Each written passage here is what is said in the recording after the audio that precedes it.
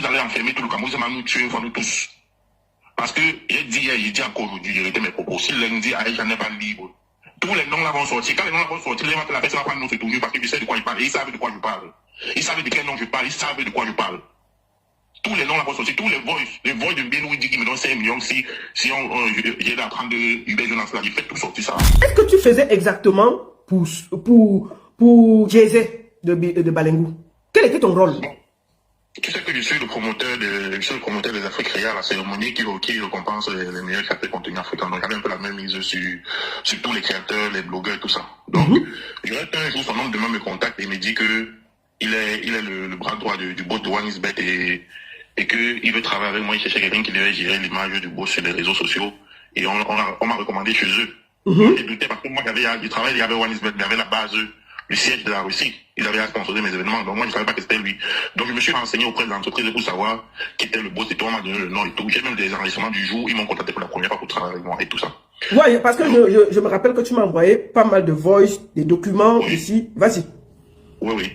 Donc c'est comme ça qu'on a travaillé. Mon rôle c'était quoi? Mon rôle c'était que, parce que je me souviens à l'époque là, il y avait des campagnes sur lui sur internet avec son ex-femme, la blanche et tout. Qui faisait la campagne? Bon, il y avait des gens qui postaient ces vidéos là, avec son ex blanche, il y avait son ex blanche qui avait créé une page de TikTok. Ouais, son ex-femme là, qui postait des trucs sur lui et tout. Et il y avait des histoires. Il avait le problème avec celui qui vient de passer, Hubert. Donc, le gros problème, c'était que Hubert, à période là, faisait les directs où il posait tout ce que Sylvain a fait. Il présentait les preuves et tout.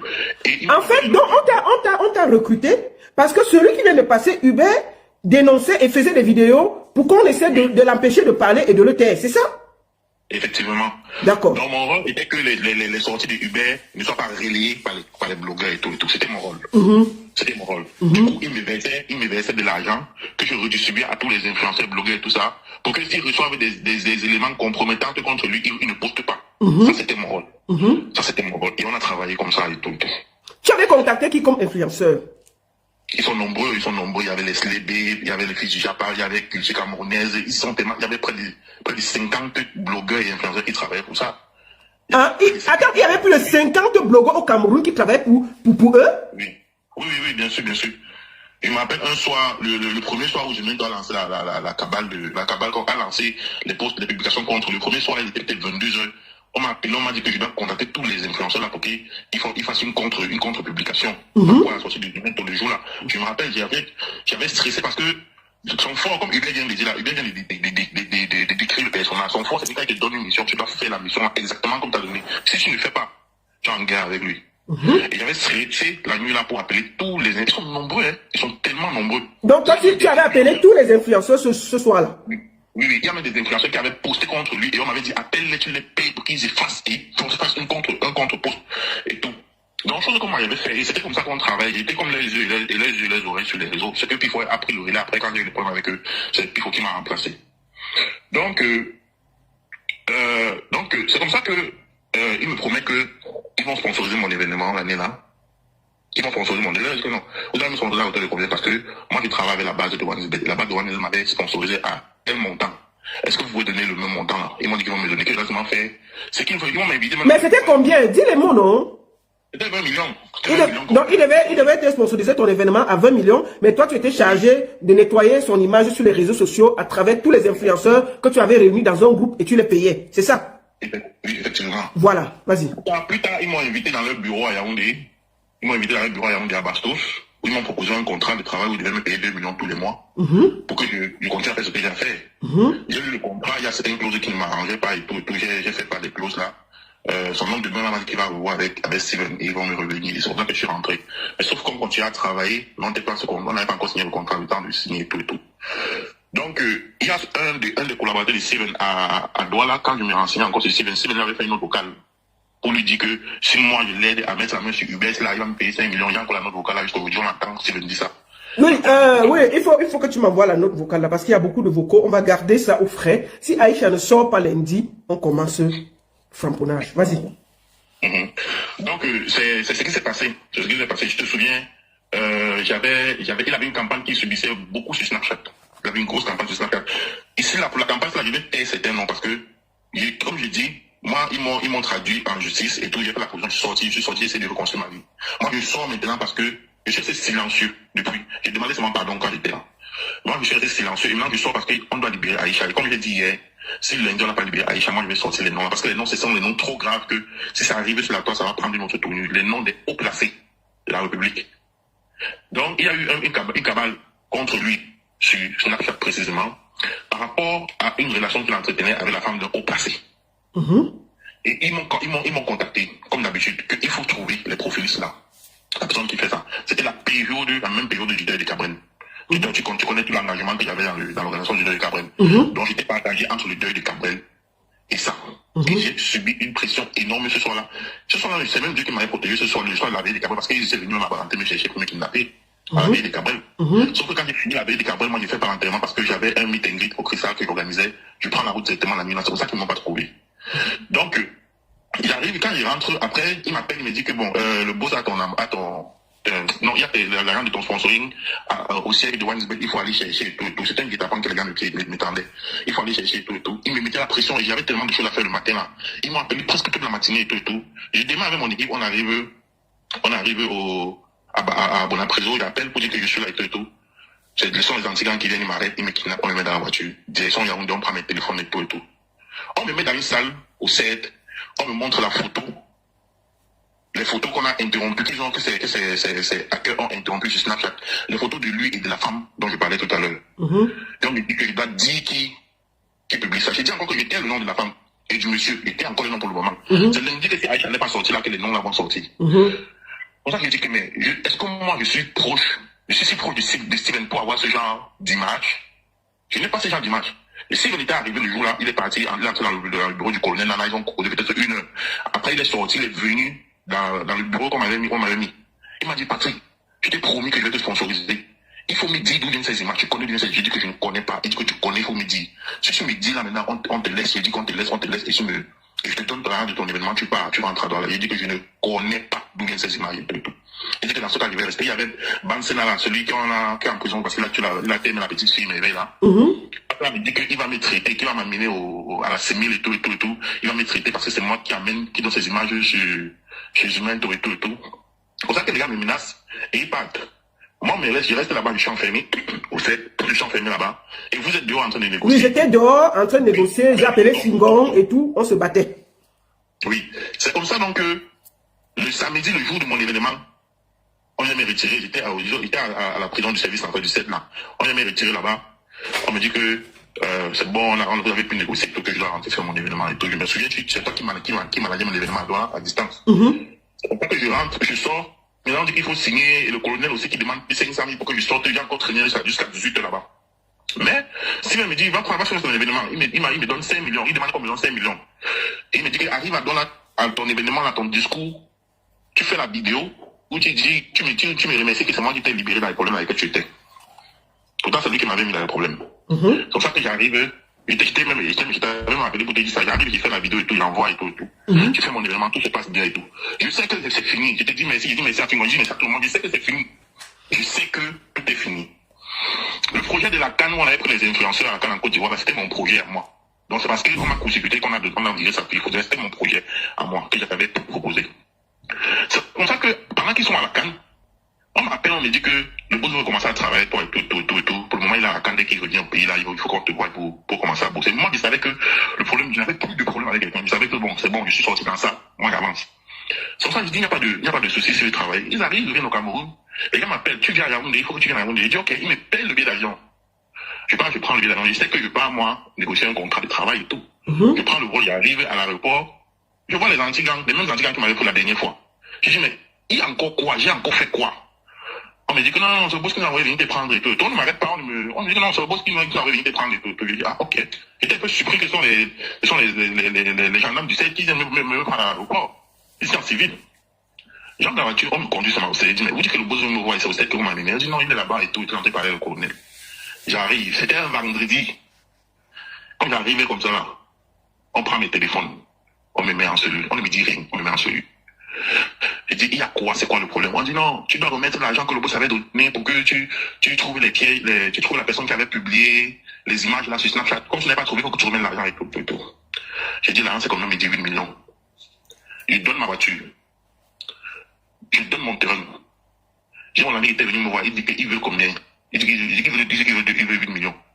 Mon ami propose 2 millions cash avec ma voiture au refuse. J'ai dit qu'il va même mon terrain, prenez ou me laisser au refuse. Lundi matin, je sors, l'homme demain de bien nous vient, il vient s'asseoir pour la confrontation. On me dit que, est-ce que tu as l'argent cash? J'ai dit non, mais j'ai la voiture, j'ai le terrain, j'ai tout ça. On dit qu'on ne veut pas ça, on veut l'argent cash. Il y avait un des enquêteurs là qui n'était pas trop d'accord avec ce qui se passait. Il me file un numéro en bas, il me dit, ils sont en train d'envoyer ton dossier au CED, il est envoyé au parquet.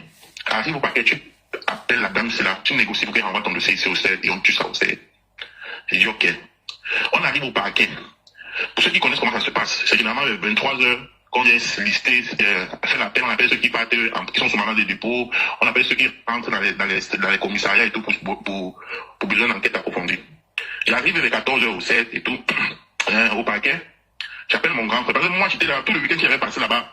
Moi, je me reprochais de rien, donc j'avais appelé personne pour dire que je suis encore dans les problèmes. Je savais qu'on devait résoudre, on devait résoudre. Donc, quand je vois que ça part au parquet, c'est là que je commence à appeler les gens, mes proches et tout, ils commencent à dire, mon grand frère arrive rapidement. Je lui donne 500 000, je lui dis que, appelle le numéro, là, tu négocies pour qu'on renvoie le dossier. Je ne sais pas trop ce qui s'est passé. Moi, on me dit qu'il doit payer 8 millions. J'ai donné la voiture, j'ai donné tout, on refuse. Il dit, appelle, tu renvoies le dossier, peut-être pour on va négocier. C'est comme ça que mon grand frère part, il appelle la dame, il part dans son bureau. Il propose l'argent, il propose à la dame dit que non, attends, je vois là-bas quel niveau le dossier est. C'est comme ça que la dame part, elle fouille, elle rentre bureau par bureau. Elle revient à mon grand frère, c'est mort, il va partir, il va seulement descendre en prison. On a signé qu'il descend en prison. Mais... je suis arrivé au parquet, il n'a même pas fait 10 minutes. Mais donc, avant même qu'il arrive au parquet, on avait signé depuis. Donc, même avant qu'il arrive à Yaoundé, il a écrit qu'il passe en prison comme ça. C'est pour ça que mon grand frère me dit que c'est mort, tu descends seulement. À 14h, il était là, il savait déjà qu'il partait en prison, il était 14h. Mon grand frère me dit que c'est mort, tu pars en prison. Or, c'est à 23h qu'on est venu faire l'appel de ceux qui partent en prison. Mais moi, à 14h, je savais déjà. C'est pour ça qu'on nous prend directement pour la prison. C'est comme ça que je me retrouve en prison. Le lendemain, on nous ramène au paquet pour vérifier le débat et tout. Comme ça qu'on attend, on fait l'appel. Quand je rentre en prison, j'avais tout fait pour que mes téléphones entrent en prison. Je me rappelle, tu m'avais appelé, tu étais dit en prison. Tu m'avais dit que tu as connu. Je reçois les appels des gens, je reçois les appels de plusieurs personnes, des influenceurs, des blogueurs. Il y a quoi? On me dit que tu es en prison, tu es en prison. Je ne suis pas en prison. Je dis que tu es en prison, tu es en prison. Je dis que je ne suis pas en prison. Je dis que tu es en prison, tu es en prison. Je dis que tu es en prison comment? On dit que les humains te doivent poster. Je dis et qui? Il m'a posté comment? Et c'est pour ça que je reçois les captures partout. Je dis et qui? Je ne suis pas en prison. On dit mets la vidéo. Je pense que j'étais pas dans les cellules, j'étais dans une salle là, dans la salle où on met souvent les VIP là, j'étais là-bas. Quand je décroche, on va que non, je suis dans une salle VIP, on dit que c'est la prison, c'était pas prison, comme ça qu'on raccroche. Parce que je voulais pas faire trop de bruit. C'est comme ça donc que la publication des humains là, c'est comme ça qu'eux ils appellent ma famille, commencent à menacer ma famille. Que s'il ne dit pas à Zumeto de supprimer, parce que c'est encore lui qui a dit à Zumeto de poster qu'il est en prison, s'il ne dit pas à Zumeto de supprimer ça, il va seulement faire même 10 ans là-bas et tout et tout. C'est comme ça que ma famille prend un peu, ma famille m'appelle, que dis-lui de supprimer. Je dis que je ne vais pas contacter Zumeto, ça va seulement rester là-bas. Comme ils ont décidé que je suis en prison, même si je contacte Zumeto, ça va me retirer. Donc mieux ça meurt comme ça. Ma famille a tout fait, ça va seulement rester comme ça là. Chance, la publication des humains là.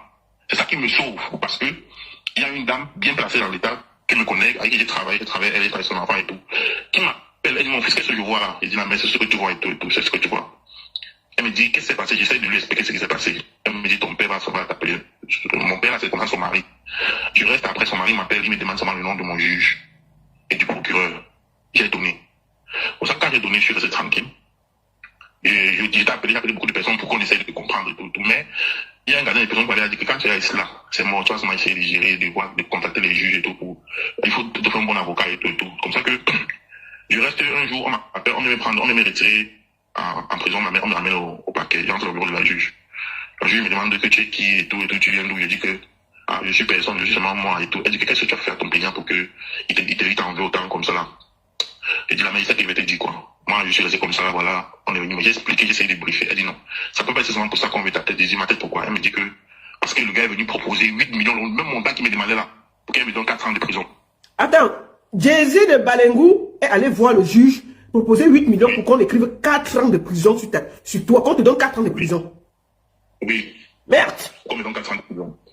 C'est comme ça donc que, c'est comme ça donc que, quand elle me dit ça, elle me dit qu'elle n'a pas pris, elle a dit d'attendre le jour de mon audience. C'est ce qu'elle a dit. C'est ce qu'elle m'a dit.